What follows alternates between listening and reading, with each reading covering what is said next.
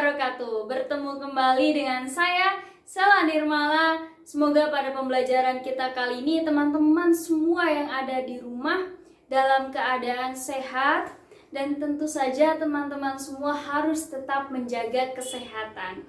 Dan semoga teman-teman masih semangat ya menjalani proses pembelajaran jarak jauh ini. Walaupun kita tidak bisa bertatap muka secara langsung, tetapi dengan kemajuan ilmu pengetahuan dan teknologi kita bisa terus melaksanakan pembelajaran.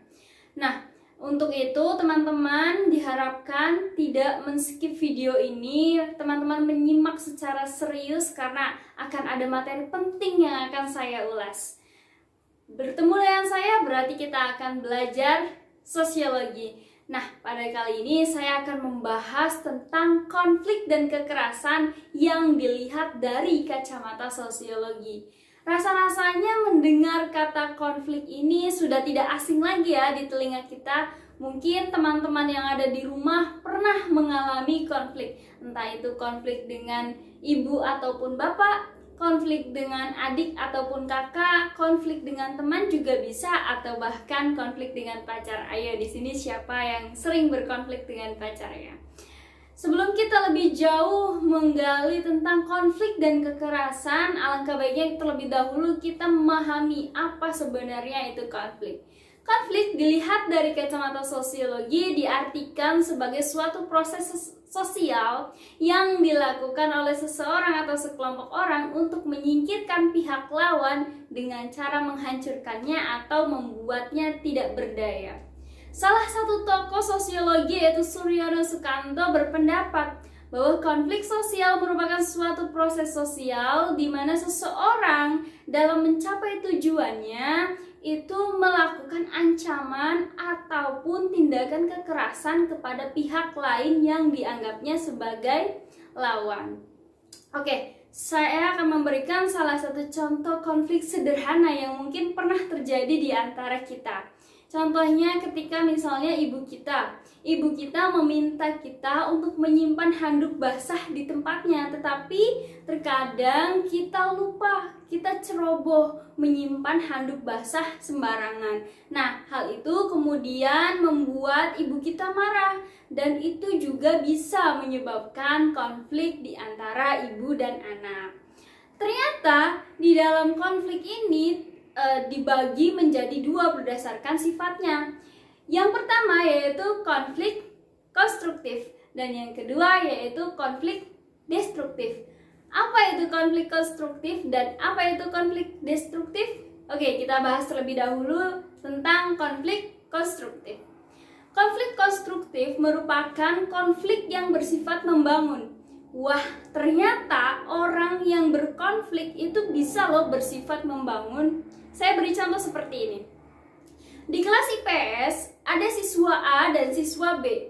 Siswa A dan siswa B ini bersaing untuk mendapatkan peringkat pertama di kelas.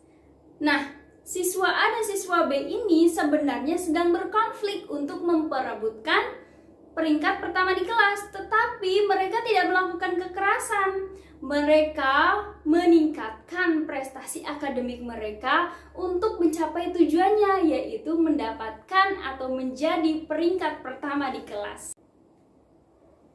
Nah, konflik yang terjadi antara siswa A dan siswa B termasuk ke dalam golongan konflik konstruktif.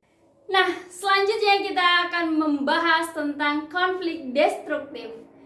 Konflik destruktif ini berlawanan dengan konflik konstruktif. Konflik destruktif ini didasari pada rasa benci atau rasa tidak suka. Dan konflik ini bisa berujung pada kekerasan. Teman-teman semua pasti sudah pernah melihat film Dylan, bukan? Ada suatu konflik antara Dylan dan Anhar. Dylan marah kepada si Anhar karena Anhar telah menampar si pacarnya Dylan, yaitu si Milea. Nah, hal ini kemudian menyulut emosi Dylan dan akhirnya konflik yang terjadi antara Dylan dan Anhar berujung pada tindak kekerasan. Ada beberapa penyebab yang menjadikan Dylan dan Anhar ini melakukan konflik dan berujung pada kekerasan. Yang pertama yaitu rasa tidak suka karena sifat Anhar terhadap Milea. Yang kedua, Dilan yang tidak bisa menahan emosinya karena dia sangat kesal melihat Anhar menampar pacarnya. Dan yang ketiga yaitu adanya prasangka buruk antara si Dilan dan si Anhar. Tetapi ternyata kekerasan itu tidak hanya secara langsung loh. Kekerasan dibagi menjadi dua, yaitu ada kekerasan langsung dan kekerasan secara tidak langsung. Kekerasan langsung contohnya tadi antara Dilan dan Anhar. Nah, sedangkan kekerasan secara tidak langsung itu merupakan kekerasan yang dilakukan dengan mengambil hak-hak dari seseorang. Contohnya seperti memfitnah, membuli juga bisa, mengintimidasi, pokoknya sesuatu hal yang dilakukan oleh pihak A ke pihak B dengan cara merampas hak-hak yang dimiliki oleh pihak B.